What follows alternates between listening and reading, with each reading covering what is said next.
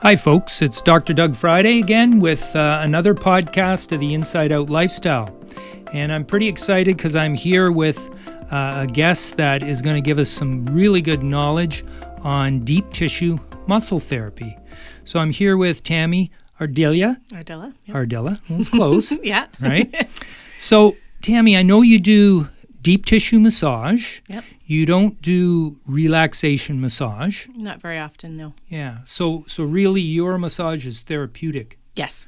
Okay, very therapeutic. And you use, I guess there's a number of tools for accomplishing that. Yep. But the main two that you use are cupping Yes. and gua sha. Yes. Right. Exactly. Very good. Yeah.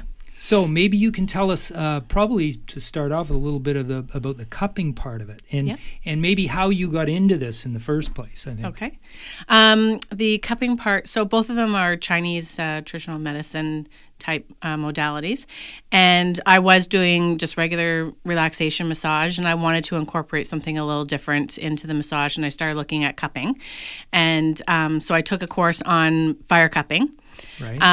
And then I looked into it. Cupping. Fire cupping, yes. So fire cupping is with the glass cups. Okay. And you have a swab with alcohol on it, and you light it, and then you put the flame into it to take the oxygen out of the cup, and then you put it onto the skin, and it forms a vacuum seal on it. Okay.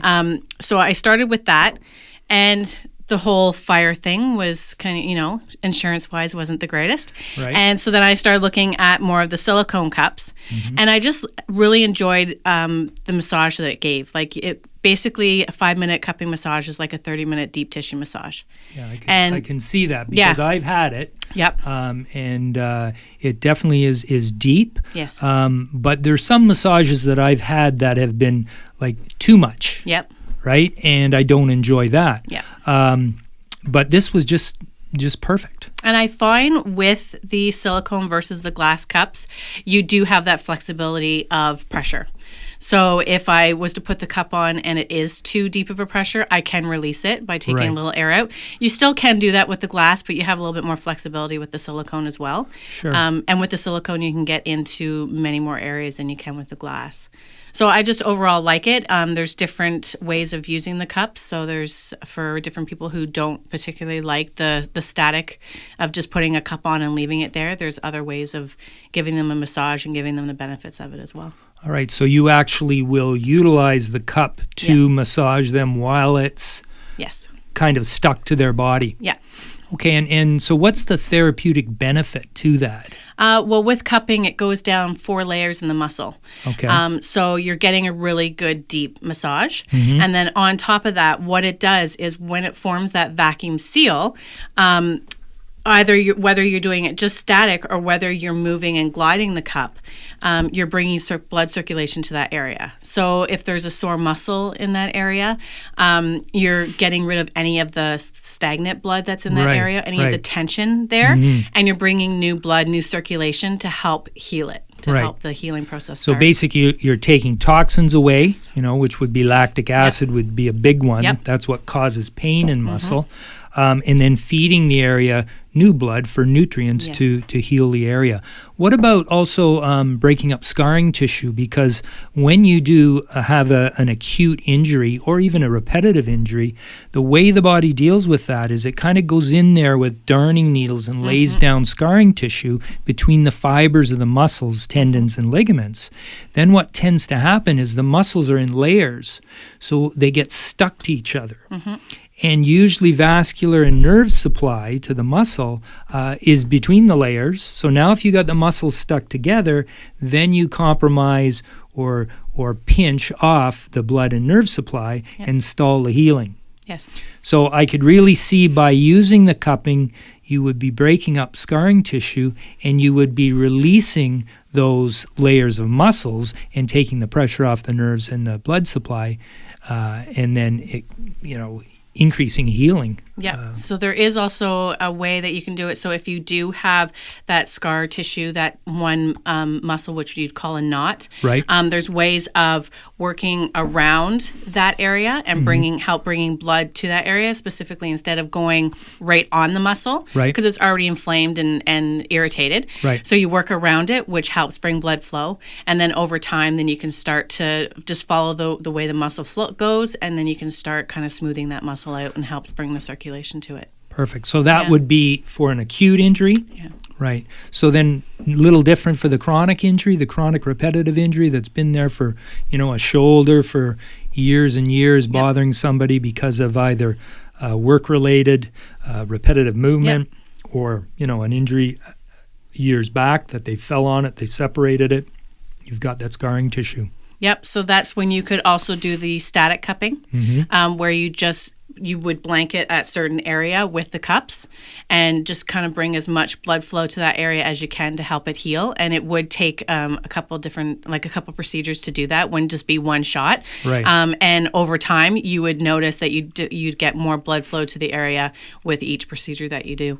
Awesome. Because, most things we're trying to do as natural healthcare practitioners is facilitate the body's ability to heal itself. Right, I do that with a chiropractic adjustment and some other things I do, and you do that with the deep tissue massage with the cupping or the gua sha. Maybe we can talk a little bit about gua sha now, and then after we get through gua sha, maybe we can talk about some contraindications. So gua sha. So again, I was just trying to look and this for is what you use one for of the gua tools. sha? Yeah, one of the tools is just a Chinese soup spoon. There are many other tools out there, gua sha tools, that you can use. Right. But the one that we learned with was the soup spoon. So traditionally they would use a soup spoon. Yeah, they could, yep. So they would maybe feed you and then do a massage. Hopefully wash it first, but yeah. Feed you first and then use it. So it works very similar in the effect of cupping. So Right. it brings blood flow to the area. Any toxins or any tension, it brings out to the area. But what I find it does is I find it's a great map. It gives me a great map of what is affected. So a person might come in and they have a certain spot in their back that's sore, and I'll start doing the gua sha on it, and it really won't show any redness or anything, but then I could go around it or maybe on the other side and you'd start seeing something. So you're seeing that it could be from the other side, and it's the one side is compensating, and that's why it's feeling sore. Right. And so all basically that you do is it's a scraping motion, and if there is any area of tension, it will start going red. And if it does have any tension or stagnant blood, you'll get what is called petechiae, and it's little red spots. Right. And with that it's bringing the blood to the surface and help bringing new blood to the area.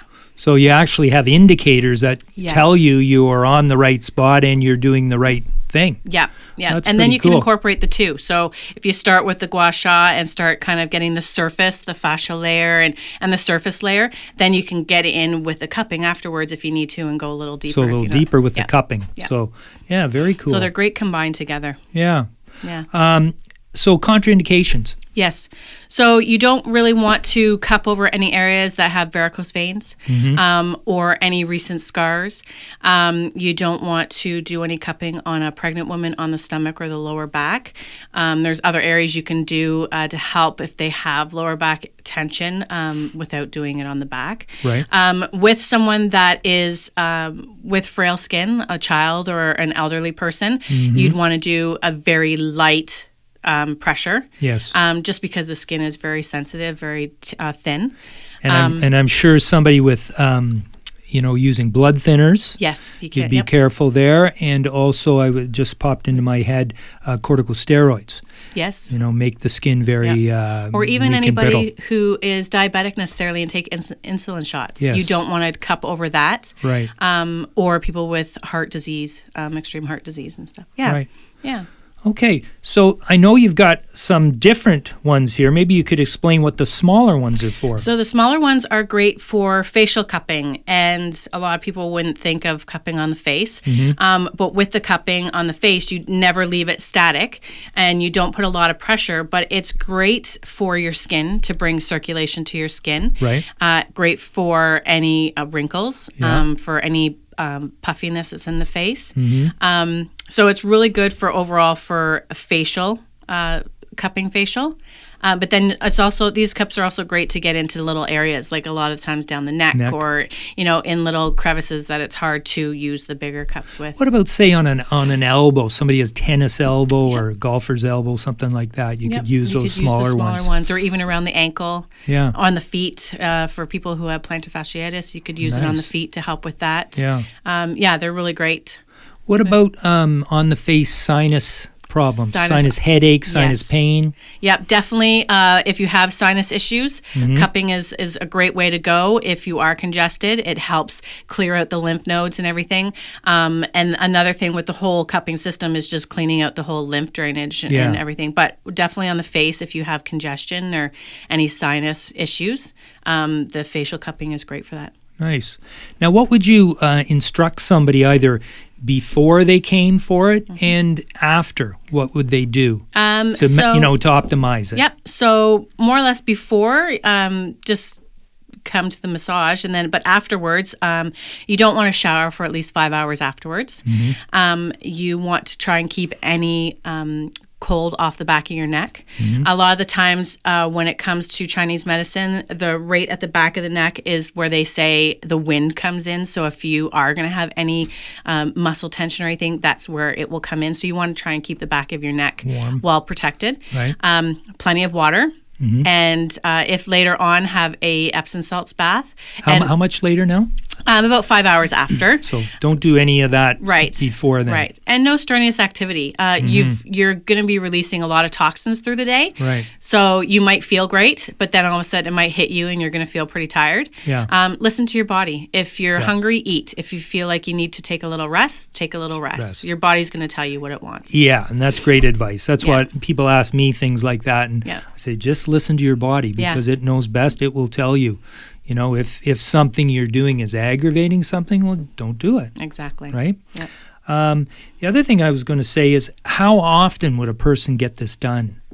For someone who has chronic issues or even something that's been from a long time ago injury or whatever, they'd want to come at least once a week. A lot of the times, depending on the cupping marks that they're left with, you don't want to cup over top of those marks. So you want to at least wait till those marks are gone before you cup over that area again as well. All right, so sometimes you will get some bruising, some cupping marks. That's kind of normal. Yes, yeah. So depending on how much blood flow is in that area will show how much markings you have or how chronic it is. It will depend on the darkness of the color of the mark that you're left with as well. Right. So it's not damaging you in any way. It's just bringing that. It's actually healing. It's a sign of healing. It's a sign of healing, yeah. And that's why a lot of people don't like getting cupping is because they're afraid of the marks, right? You don't necessarily have to have them, but to really get a good benefit, if you do have an injury, then static cupping is the way to go. Kind of a good sign. Yes. Yeah, and I guess everybody's different, so everybody would respond differently. And sometimes I say to patients is, we just have to do this and see how you respond. Most people respond favorably, but there's the odd person that has a so-called reaction, and then we just do accordingly after that. Yep. Sometimes you may find that depending on the person, you could get a histamine reaction. If you do, you could take some Benadryl, and it would help you. Yeah, I usually get histamine reaction, especially if I'm having massage and I'm face down. Just the pressure of having my face for that long of time, I'll get up and I'll just be stuffed up, just super stuffed up. But, I know it's not a bad thing. It's just part of the process. Yep, exactly. Right? So how did you get into this? Just I know. Years ago, I took the aesthetics and aromatherapy massage. Right. And then when my dad got sick, I just wanted to kind of get into the more natural end of everything. Right. And I started learning more about reflexology and massage. And then that brought me into the cupping, because when I do a massage, it's great to get a relaxation massage. But if someone's coming for a massage, a lot of the times they have like a sore back or a stiff neck or something's bothering them. Right. And I don't want them just to come in for a relaxation massage and get a nice massage, but then still feel the ache and pain when they leave. Right. So that's when I started looking for something to do, which brought me into the cupping and then later into the gua sha. And so majority of the time, if someone walks in and wants a relaxation massage, I typically will suggest cupping or gua sha to them, because they'll circle saying, yeah, I have an issue. So Awesome. you want to work on that issue. Yeah. And where did you take this course, and is it certified? And Yes. So I took the very first course through a school called Aromatica. And then I took the second course because I wanted to retake it just to kind of learn a little bit more. And so I took the beginner and then an advanced course as well through the Cupping Revolution. So it was another course that learned how to do more spot treatments versus an overall massage. Awesome. So I'm very excited because you are going to be starting to work out of our office at Optimize. Yes. Doing deep tissue muscle therapy, and we've been looking for a long time for a massage therapist, and with no luck. And so we're very excited for that. You're going to start when, next Friday? On Monday. Oh, Yep. Monday the 26th. Yes. Awesome. Yes. So our number is 519-832-1515, and they can phone that and book an appointment in for you. Yes, I'm very excited.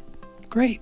Well, we're happy to have you, and Thank thank you. you for this information. No problem. Our community will be much wiser and healthier for it. Excellent. Thank you. Thank you.